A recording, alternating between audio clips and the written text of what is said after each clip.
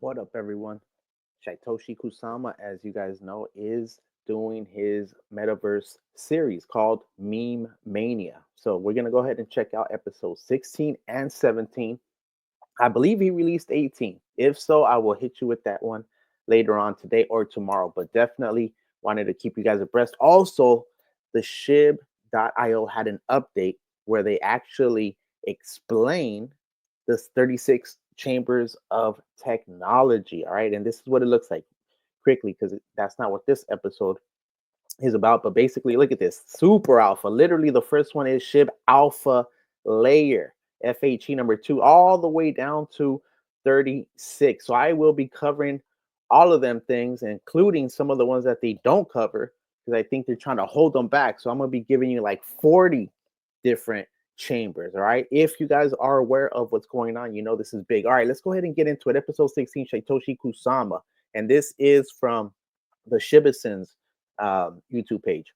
And gentlemen, foes and fans, friends and fudders, welcome once again to Meme Mania and the 36 Chambers of Tech. I'm your host, Shytoshi Kusama. Today I want to talk about the future. I don't like to talk about the future too much, but I think it's important that we at least have this discussion as it pertains to crypto and the world, how I see all of this playing out, especially so that you can have some insights that I have that may help you understand what the future may hold. First, this is not financial advice. The UIOR, which stands for Do Your Own Research, in case you've not from this space. That means to understand what is actually out there. Don't believe anyone, not myself. Anyway, that being said, I believe that the future is bright. Now, I know right now the media and the world powers seem to be pushing towards World War III. We've seen some missiles sent back and forth. We've seen horrible massacres across the world. Some would even say genocide. We've seen these things happen over multiple decades recently, and of course, for multiple centuries, depending on where you are in the world. And I believe that the shift that we saw most recently, or the multiple shifts, and kind of eerie things like the eclipse over the United States, the double eclipse, which coincided on my calendar with some interesting things, and also the upcoming one that you'll see go over Egypt, another cross that goes over Egypt and the Middle East. These things make me believe that we are moving into a new age. Obviously, there's Pluto into Aquarius, and how this could affect the world with new innovative things, including a decentralized world and ultra high level tech in a way we haven't even imagined. And the crazy thing about all of this, at least for me, is that I believe that Shib will be at the forefront. Why? Because we are thinking in a different direction than most other memes. We are looking and building towards a decentralized future with you all. We've built this project without a huge budget. We've done it organically. We have done our best to find enterprising and new technologies like FHE and MAS, our new partners that give us fully homomorphic encryption and the ability to create something out of thin air. We're also finding new, interesting technologies that pertain to treat. And I'll talk about that in tomorrow's podcast on Treat Day. But the future being bright really depends on a few factors.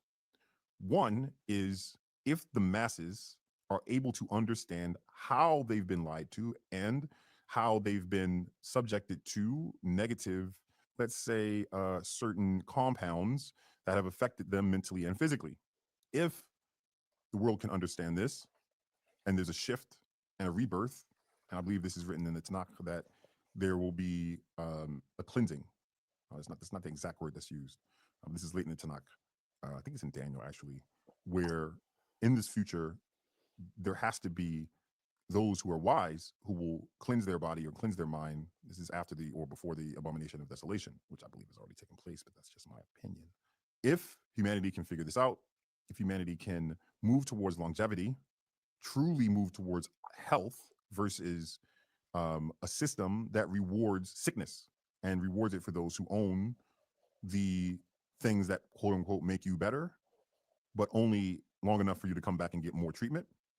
versus a world where health is valued and giving or utilizing compounds that actually oxidize the blood and change the DNA back to its original state come to the forefront, then maybe we will see utopia without having to go through a negative situation first.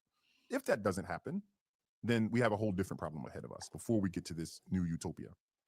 As it pertains to crypto, I personally believe that we are seeing a larger play take place here.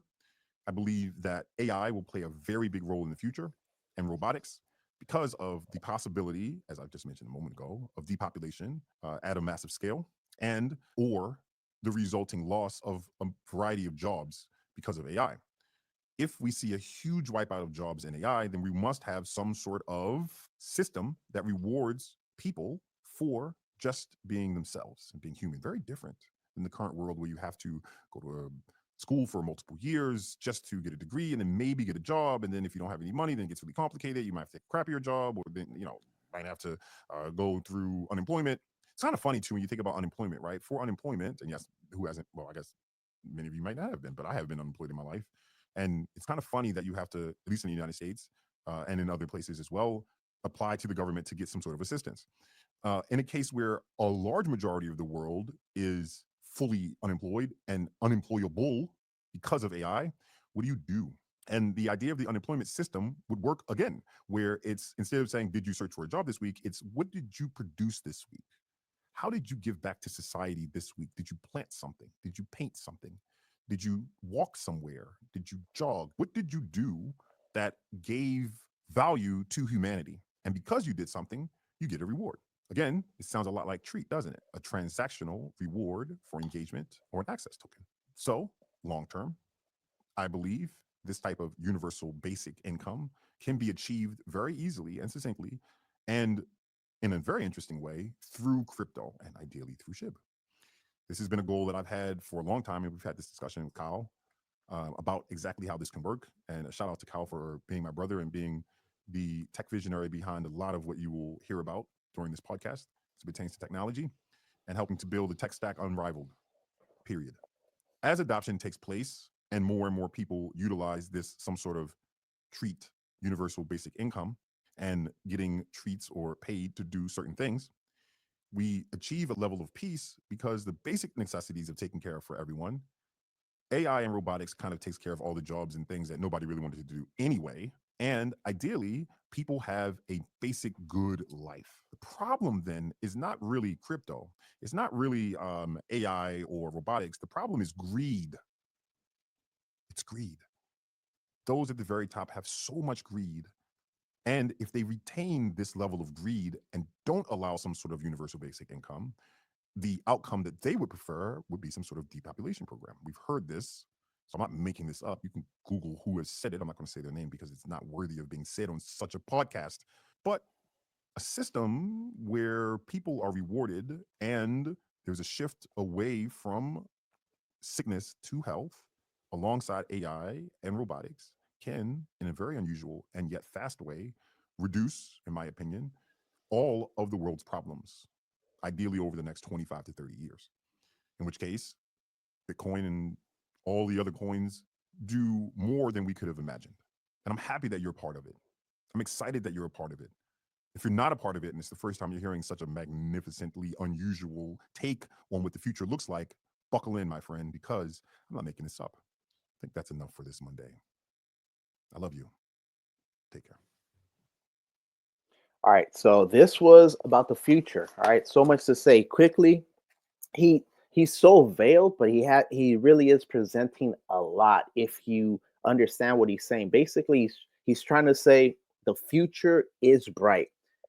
We need to shift from a sickness system to a health system, away from the toxic capitalism to a more egalitarian socialist society. He didn't say that in particular, but what else can it be? He's talking about universal basic income. Understand how big this is within the metaverse for citizens, merit based compounds. He's talking about these chemicals that they add to the food to preserve them, to give them certain tastes, to give them certain colors that adversely affect their health. So getting rid of that. He spoke about how robotics will take care of undesired um, work. And he also, at the very end, spoke about something very important, which is about these shadow cats, basically the owners of the system. All right. Many of them centralized bankers, let's keep it 100, insurance companies, the industrial military complex, and now this potential technocratic dictatorship that is potentially emerging. All right. So much to say. This is episode 17 now. Let's go ahead and get into it because I'm running short on time, my people.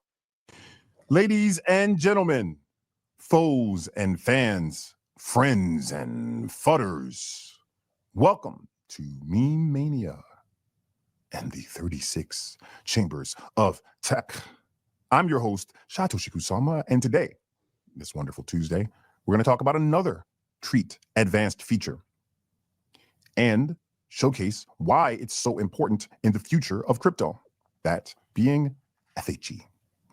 So FHE is quite interesting. It's short for Fully Homomorphic Encryption. And as you know, there's standard military grade encryption, which we'll talk about on Thursday, or one of the Thursdays in the future. Today is Thursday. But there's also the quantum computer and AI issue. As you all know, quantum computing has a computing power multiple X higher than a normal computer that you and I use. And at first, this doesn't sound like it's much of a problem. But most recently, it was announced, I believe, by the Chinese government that using quantum computing, they were able to crack the encryption that is standard military grade encryption. Now, why is this a problem exactly as we move into this new age? And the reason is because what is most important is data protection. You need to have your data safe. Not only is it the data that's important, that's vital, in many cases, data that's private, like health data, genetic data even, but simple things like your Wi-Fi password in the future, especially in a space where everything is controlled in an Internet of Things situation. Think about the idea. Just imagine for just a second the concept of a complete smart house using military grade encryption and all of the different components in your house talking to one another. That sounds awesome, and it is awesome, but we have to think for just a second like a bad actor.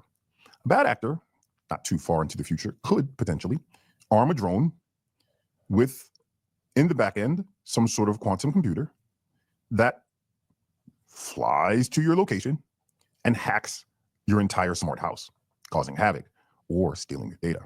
This is where FHE really shines.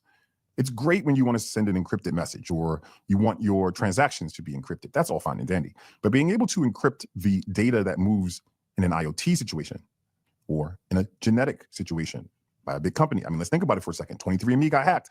Every single user that used 23andMe now has their genetic data on the dark web. Oops.